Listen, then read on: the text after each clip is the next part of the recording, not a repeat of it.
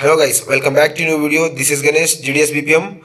So present వీడియోలో వచ్చేసి ఈ రాబోయే పోస్ట్ ఆఫీస్ సెకండ్ మెరిట్ లిస్ట్లో జాబ్ అనేది ఎవరికి ఇస్తారు, దాంట్లో మన సెలక్షన్ ప్రాసెస్ అనేది చేంజ్ అవుతుందా, ఇంకా వచ్చేసి అసలు ఈ ఏపీ అండ్ టీఎస్లో కట్ ఆఫ్ ఫుల్ డీటెయిల్స్ చెప్తాను. ఎంత కట్ ఆఫ్ ఉండబోతుంది, ఏ కేటగిరీ అనే దాని గురించి నేను క్లారిటీగా చెప్తాను.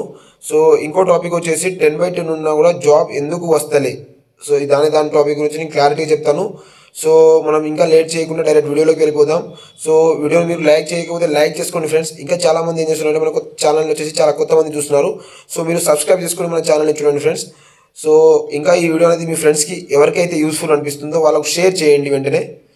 మనం ప్రజెంట్ వీడియోలోకి వెళ్తే ఫస్ట్ టాపిక్ వచ్చేసి ఫ్రెండ్స్, సెకండ్ మెరిట్ లిస్ట్లో వీళ్ళకు జాబ్ వస్తుంది అంటే ఎవరికి వస్తుంది, ఎవరికి ఎక్కువ ప్రిఫరెన్స్ ఇస్తారు, సెలక్షన్ ప్రాసెస్ చేంజ్ అవుతుంది దాని గురించి చెప్తాను. ఇప్పుడు చూడండి, మీరు వచ్చేసి ఫ్రెండ్స్ జాబ్ అనేది ఇప్పుడు సెకండ్ మెరిట్ లిస్ట్లో ఎవరికి ప్రిఫరెన్స్ ఇస్తారంటే నేను చెప్తాను చూడండి. ఒకవేళ మీకు ఫస్ట్ మెరిట్ లిస్ట్లో మీ నేమ్ వచ్చింది, మీరు అంటే మీకు ఏబీపీఎం వచ్చిందో దీనిలో వల్ల వెళ్ళకుండా ఉన్నారనుకో, మళ్ళీ మీకు సెకండ్ మెరిట్ లిస్ట్లో నేమ్ వస్తుందంటే రాదు ఫ్రెండ్స్. ఓకేనా, నేమ్ అనేది ఒకేసారి వస్తుంది. ఓకేనా, మెరిట్ లిస్ట్లో నేమ్ అనేది ఒకేసారి వస్తుంది. మళ్ళీ మీకు ఒకవేళ మీరు చూజ్ చేసుకున్న ప్రిఫరెన్స్లో మీరు పెట్టుకున్న ప్రిఫరెన్స్లో మీకు టాప్ది మంచిది రాలేదనుకొని మళ్ళీ సెకండ్ లిస్ట్లో వస్తుందని అలా వెయిట్ చేశారనుకో రాదు మీకు. ఓకేనా, ఇప్పుడు సెకండ్ మెరిట్ లిస్ట్లో నేమ్ ఎవరికి వస్తుందంటే ఎవరైతే సెలెక్షన్ కాకుండా ఉన్నారో ఫస్ట్ మెరిట్ లిస్ట్లో వాళ్ళకి వచ్చేసి సెకండ్ మెరిట్ లిస్ట్లో నేమ్ వచ్చే ఛాన్సెస్ వాళ్ళకి మాత్రమే ఉంటుంది. ఒకవేళ మీరు ఫస్ట్ మెరిట్ లిస్ట్లో రిజెక్ట్ అయినా ఏమైనా మళ్ళీ మీ నేమ్ రాదు. ఓకేనా, అందరికీ క్లారిఫై అయిపోయింది అనుకుంటాను. సెకండ్ మెరిట్ లిస్ట్లో ఎవరికి జాబ్ వస్తుందో దాని గురించి ఇప్పుడు ఏపీ అండ్ టీఎస్లో కట్ ఆఫ్ ఎంత ఉండబోతుంది దాని గురించి నేను క్లారిటీగా చెప్తాను చూడండి. మీరు వచ్చేసి ఫస్ట్ వచ్చేసి మనం ఏపీది చూసుకుందాం. కట్ ఆఫ్ అనేది చాలా హైగా ఉంది ఫ్రెండ్స్ ఫస్ట్ మెరిట్ లిస్ట్లో చూసుకుంటే మాత్రం. ఓకేనా, ఒక జస్ట్ పీడబ్ల్యూడీ క్యాండిడేట్స్ వాళ్ళకు మాత్రమే కట్ ఆఫ్ తగ్గింది ఫ్రెండ్స్. రిమైనింగ్ పీడబ్ల్యూడీ కంటే తర్వాత అదర్ క్యాస్ట్ వాళ్ళకు అందరికి అనేది 100% ఉంది. ఇప్పుడు మనం సెకండ్ మెరిట్ లిస్ట్లో ఎలా ఉంది బ్రో, ఎలా ఉంటుంది ఏంటిది అని దాని గురించి మీరు అడిగితే ఫస్ట్ దీనికంటే ముందు ఫ్రెండ్స్ ఏపీ కానీ తెలంగాణ కానీ కట్ ఆఫ్ దేని మీద డిపెండ్ అవుతుందంటే నెంబర్ ఆఫ్ మెంబర్స్ ఎంతమంది రిజెక్ట్ అయ్యారనేది. ఎంతమంది రిజెక్ట్ అయ్యారో దాని మీద అనేది సెకండ్ మెరిట్ లిస్ట్ అనేది 100% దీని మీదనే డిపెండ్ అవుతుంది. రిజెక్ట్ అయిన క్యాండిడేట్స్ ఎంతమంది ఉన్నారో దాని మీద డిపెండ్ అవుతుంది. మీరు ఎంతమంది రిజెక్ట్ అయ్యారు దాని గురించి మనకు తెలియడం కష్టం ఫ్రెండ్స్. మినిమం అయితే 50% మెంబర్స్ అనేది పక్కా రిజెక్ట్ అయ్యే ఛాన్సెస్ ఉంటాయి ఫ్రెండ్స్. మీరు చూడండి ఒకసారి. ఓకేనా, సెకండ్ మెరిట్ లిస్ట్ వచ్చాక మీరు చూడండి, మినిమం 50% అయితే పక్కా ఉంటారు. ఓకేనా, 50% పక్కా రిజెక్ట్ అయిపోతారు. నేను ఎప్పటి నుంచి చెప్తున్నాను మీకు. ఇప్పుడు 50% మనం అంచనాగా వేసుకున్నా కూడా ఇప్పుడు మీరు చూసుకోవచ్చు కట్ ఆఫ్ గురించి మనం చూస్తే మాత్రం ఎక్కడ కూడా ఈ రిమైనింగ్ పీడబ్ల్యూడీ కంటే అదర్ కేటగిరీస్కి ఎక్కడ కూడా ఒక 1% తగ్గలేదు. జస్ట్ ఇక్కడ చూసుకోవచ్చు మీరు. ఎస్టీ కేటగిరీ మాత్రమే ఆంధ్రప్రదేశ్లో 97కి రావడం జరిగింది. ఇలా ఎందుకు వస్తుంది బ్రో అంటే వాళ్ళు వచ్చేసి పెట్టిన ప్రిఫరెన్స్ ప్రకారం ఉంటుంది. మనం పెట్టే అప్లికేషన్లో ప్రిఫరెన్స్ ప్రకారమే ఇలా జాబ్ వస్తుంది. ఓకేనా, మీకు అర్థమైంది అనుకుంటాను. అందుకే మన ఛానల్ని రెగ్యులర్గా ఫాలో అవుతూనే ప్రతి ఒక్క టిప్స్ చెప్తూ ఉంటాను. ప్రిఫరెన్స్ గురించి కానీ అప్లికేషన్ చేసే విధానం గురించి ప్రతి ఒక్కటి చెప్తాను. ఓకేనా, ఇప్పుడు మ్యాక్సిమం ఎంత ఉందంటే ఇక్కడ 100 ఉంది. ఎవరికో లక్ ఉన్న వాళ్ళకు 97, 98 అలా వస్తుంది. ఓకేనా, బ్రదర్ ఇప్పుడు సెకండ్ మెరిట్ లిస్ట్లో ఏమైనా తగ్గుతుందా అని అడగవచ్చు మీరు. మ్యాక్సిమం ఇప్పుడు చూపించాను కదా ఫ్రెండ్స్, ఒకళ్ళకి వచ్చేసి ఎస్టీ కేటగిరీకి ఎంత వచ్చింది, 97కి జాబ్ రావడం జరిగింది. ఇప్పుడు మనం అనుకోవచ్చు. ఇప్పుడు మ్యాక్సిమం సెకండ్ లిస్ట్లో కూడా ఏముంటుందంటే ఎన్ని పోస్టులు ఉంటాయో దాంట్లో మినిమం 70% అయితే 100% ఉంటుంది. 70% మెంబర్స్కు 100% వచ్చే జాబ్సే ఉంటాయి. వాళ్ళకే వస్తుంది, 100% వాళ్ళకే వస్తుంది. ఇప్పుడు అక్కడక్కడ ఏమవుతుందంటే ఒక 20%, 99, 98 వచ్చే వాళ్ళకి ఛాన్స్ ఉంది బ్రదర్. తప్పకుండా 1% అయితే కన్ఫామ్గా తగ్గుతుంది. ఎక్కువలో అయితే మాత్రం 100% ఉన్న వాళ్ళకి జాబ్ మాత్రం రావడం జరుగుతుంది ఆంధ్రప్రదేశ్లో. ఓకేనా, ఆంధ్రప్రదేశ్లో కట్ ఆఫ్ ఎంత ఉండబోతుందో తెలిసింది అనుకుంటాను. ఇంకా అడుగుతున్నారు చాలామంది, బ్రదర్ నాకు ఏజ్ తక్కువ ఉంది, పర్సంటేజ్ హైగా ఉంది.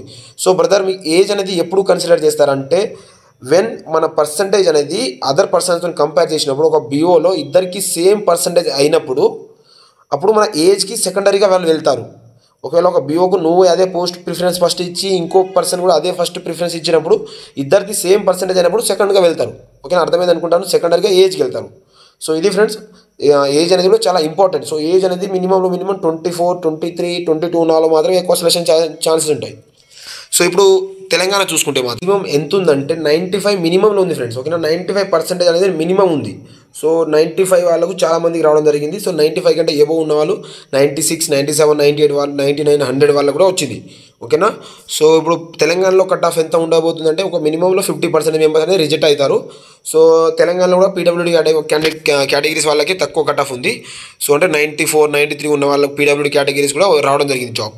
సెకండ్ మెరిట్ లిస్ట్లో ఎంత ఉండబోతుంది తెలంగాణలో?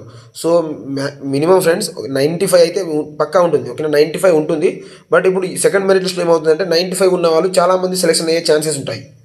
ఓకేనా, ఇప్పుడు ఫస్ట్ మెరిట్ లిస్ట్ కంటే ఇప్పుడు సెకండ్ మెరిట్ లిస్ట్లో 95 ఉన్న వాళ్ళు చాలామంది సెలెక్షన్ అవుతారు. మీరు చూడండి, నేను చెప్తున్నాను కదా, తప్పకుండా 95 కంటే 95 ఉన్న వాళ్ళు చాలామంది సెలెక్షన్ అవుతారు. అక్కడక్కడ 96, 97, 100 కూడా కనబడుతుంది, ఖమ్మంలో కనబడుతుంది. సో ఇప్పుడు తెలంగాణలో 95 ఉన్న వాళ్ళు చాలా 95, 94 కూడా వచ్చే డివిజన్స్ ఏంటంటే ఫస్ట్ నేను చెప్తాను వరంగల్. ఓకేనా, వరంగల్ తర్వాత హన్మకొండ, తర్వాత వచ్చేసి మెదక్, తర్వాత వచ్చేసి నిజామాబాద్. ఈ 4 డివిజన్లో అనేది 95 ఉన్న జాబ్ వస్తుంది. 94 ఉన్న కూడా హోప్స్ పెట్టుకోవచ్చు. ఓకేనా, నేను చెప్తున్నాను కదా, తగ్గుతుంది 1% అయితే నేను చెప్పిన డివిజన్లో తప్పకుండా తగ్గుతుంది. సో వేరే డివిజన్లో ఖమ్మం కానీ నల్గొండలో కానీ 95, 96, 97, 98, 99, 100 ఇదే కనబడుతుంది. చూడండి ఫ్రెండ్స్. ఓకేనా, సో ఇది ఫ్రెండ్స్ తెలంగాణలో కట్ ఆఫ్ గురించి. ఇంకా నెక్స్ట్ వచ్చేసి సో ఇప్పుడు లాస్ట్ డౌట్ వచ్చేసి చాలామందికి ఏ డౌట్ ఉందంటే, బ్రదర్ నాకు 10/10 ఉంది అయినా నాకు జాబ్ రావడం లేదు ఎందుకని చాలామంది అడగొచ్చు. సో ఇప్పుడు నేను దీని గురించి కూడా చెప్తాను. 10/10 అంటే 95% ఫ్రెండ్స్. ఓకేనా, 95% అవుతుంది. సో ఇప్పుడు చాలామంది 95 కూడా చాలామంది సెలెక్షన్ అవుతున్నారు కదా, నేను ఎందుకు అవ్వట్లేదని అలా అడగొచ్చు చాలామంది. సో ఇప్పుడు 95 ఎందుకంటే నేను చెప్పాను కదా ఫ్రెండ్స్, ఆల్రెడీ ఏజ్ అనేది పర్సంటేజ్ మ్యాచ్ అయిన తర్వాత ఏజ్కి వెళ్తున్నారు. సో మీకు ఏజ్ తక్కువ ఉండడం వల్ల జాబ్ రావడం లేదు.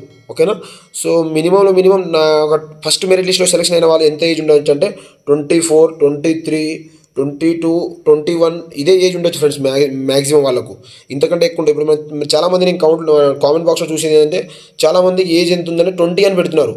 ఓకేనా, ఇప్పుడు సెకండ్, థర్డ్, ఫోర్త్ మెరిట్ లిస్ట్లో ఏమవుతుందంటే సో ఈ చాలామంది ఈ ఏజ్ వాళ్ళు చాలా తగ్గిపోతారు. వీళ్ళందరూ సెలెక్షన్ అవ్వడం కానీ రిజెక్ట్ అవ్వడం అయిపోతారు. సో ఇప్పుడు తర్వాత ఛాన్స్ ఉండేది మీకే. సో మీరు కొంచెం ఓపికతో వెయిట్ చేయండి, తర్వాత వస్తుంది మీకు తప్పకుండా. 20 కంటే బిలో ఉంటే లక్లో రావచ్చు ఫ్రెండ్స్. ఏజ్ అనేది 19, 18 ఉంటే లక్లో రావచ్చు. బట్ రావడం అనేది కష్టమైపోతుంది. ఎందుకంటే 20 ఏజ్ ఉన్న వాళ్ళు చాలామంది ఉంటారు, 20, 21 ఏజ్ ఉన్న వాళ్ళు చాలామంది ఉంటారు. ఓకేనా, సో ఇప్పుడు నెక్స్ట్ మెరిట్ లిస్ట్లో 94 కూడా ఎక్స్పెక్ట్ చేయొచ్చు ఫ్రెండ్స్. సో చూద్దాం. ఓకేనా, సో అదర్ స్టేట్ గురించి మీకు కానీ కట్ ఆఫ్ కావాలంటే కింద కామెంట్ సెక్షన్లో కామెంట్ చేయండి, నేను తప్పక వీడియో చేయడానికి ట్రై చేస్తాను. సో ఇది ఫ్రెండ్స్ నేను వీడియో చెప్పాలనుకుంది. సో ఇలాంటి పోస్ట్ ఆఫీస్ కానీ జీడిఎస్ జెన్యూన్ ఇన్ఫర్మేషన్ కోసం మన ఛానల్ని సబ్స్క్రైబ్ చేసుకోండి. సో నేను రెగ్యులర్ అప్డేట్ అనేది ఇస్తూ ఉంటాను. ఓకేనా, సో మీరు ఇంకా మీకు పర్సనల్ డౌట్స్ కానీ ఏమైనా ఉంటే కింద డిస్క్రిప్షన్లో వచ్చేసి ఇన్స్టాగ్రామ్, టెలిగ్రామ్ 2 లింక్స్ ఉన్నాయి. మీరు అక్కడ వెళ్ళి నన్ను పర్సనల్గా కాంటాక్ట్ అవ్వచ్చు. సో ఈ వీడియో ఇంతవరకు చూసినందుకు థ్యాంక్ యూ.